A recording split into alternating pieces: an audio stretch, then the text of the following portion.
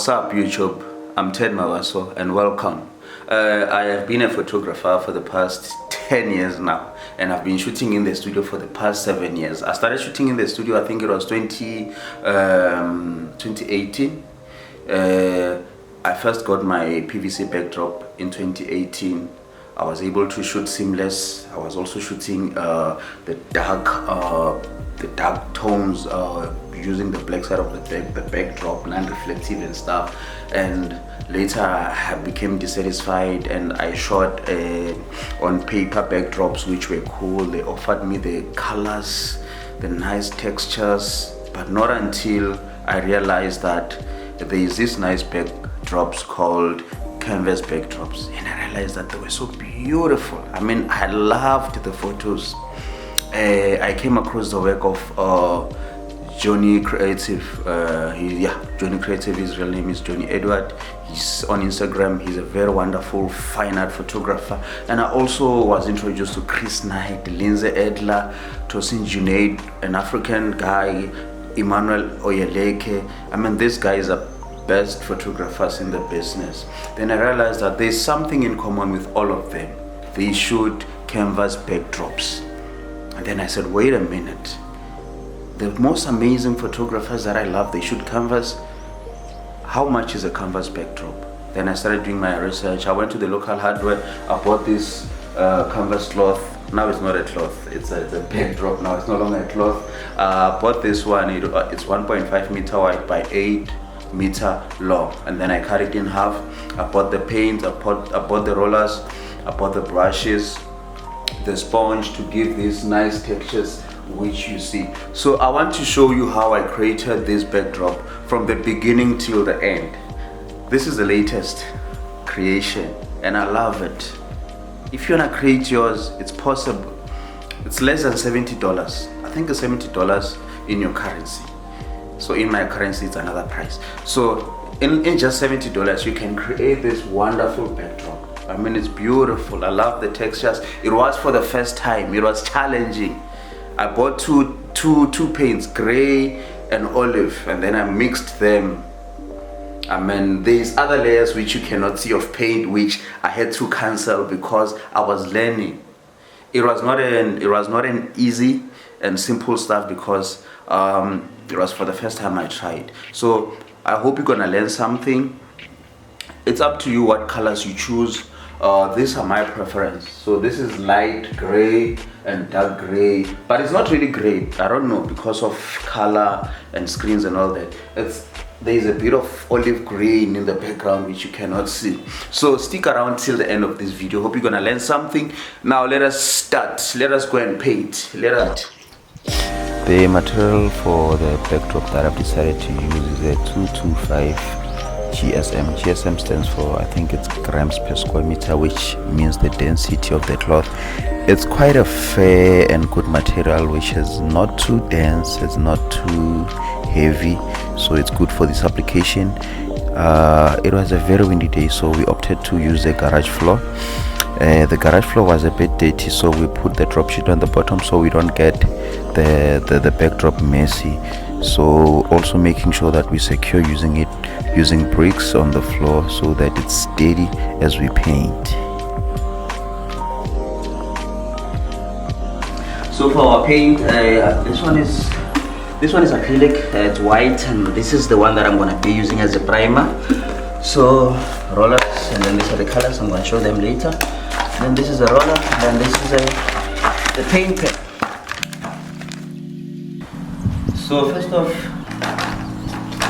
this is my primer. I'm gonna basically use my primer as a first coat so that the canvas backdrop doesn't absorb a lot of paint. So when the primer is dry, then we're gonna come and use this acrylic. So these are the shades which we're gonna use, which I'm gonna show you now. So when I went to the local hardware, I found that I had limitations of colors, and the choice of colors which I had for the paints themselves were limited. So I opted to use only white, and then I discovered that they sell this paint mix. I don't know what they call it. Stir in paint color. So these are the colors I've decided to use. So this one it's dark gray, It also depends on how much of it you have mixed, but this whole bottle can be, this small bottle can be mixed with 5 liter each. So this is dark gray and then this is dark gray. So we're gonna create a combination of these two. Depending on how much I have mixed, it will determine whether the color will be dark or lighter. We're not gonna mix the whole paint at first. We're just gonna see how dark and how light it is, and then we keep painting, so you'll enjoy the whole process. So this is the sponge which we're gonna use to, I don't know what they call it, and then the roller, and then also the brush. So stick around. Now let's start.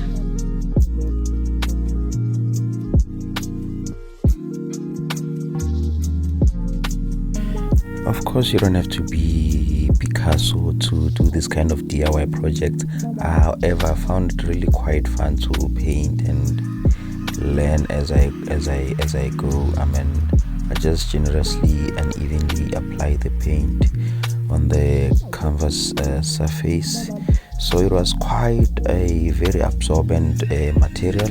So I had to make sure that I put as many layers as I possibly can, so that it's generously applied, and also making sure that throughout the canvas sheet we have evenness of the paint.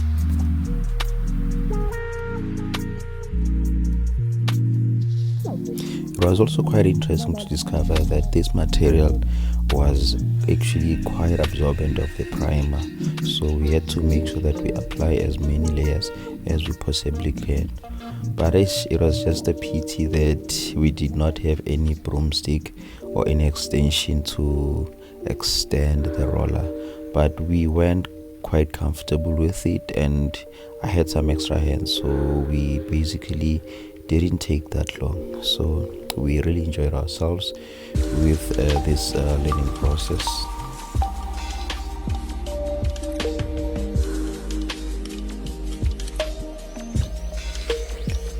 We finally managed to get the whole canvas covered with the first coat, which is our primer, and we allowed it to dry for about an hour, and then we started mixing the paint with the base color, which is olive green. We mixed it with the white paint because remember, we never had the original colors, so we opted for the option of mixing the colors ourselves. So it was good because we were able to control the richness of the color, starting by making sure that we create a gradation, a lighter color on the center, and as it goes towards the edges of the canvas it gets darker. So that is the advantage. If it's lighter, you keep pouring until you get the consistency and the richness of the color as you wish. That's one thing I appreciate about this.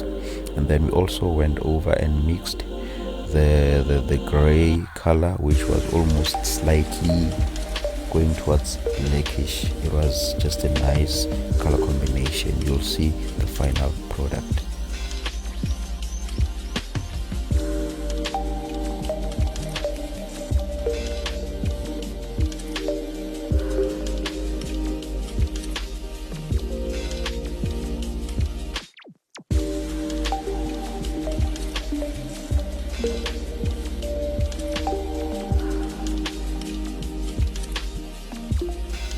Now this was indeed a very beautiful color combination which we happen to love. We just make sure that we generously applied it and evenly applied it, because this was a base which has to cover the entire background itself.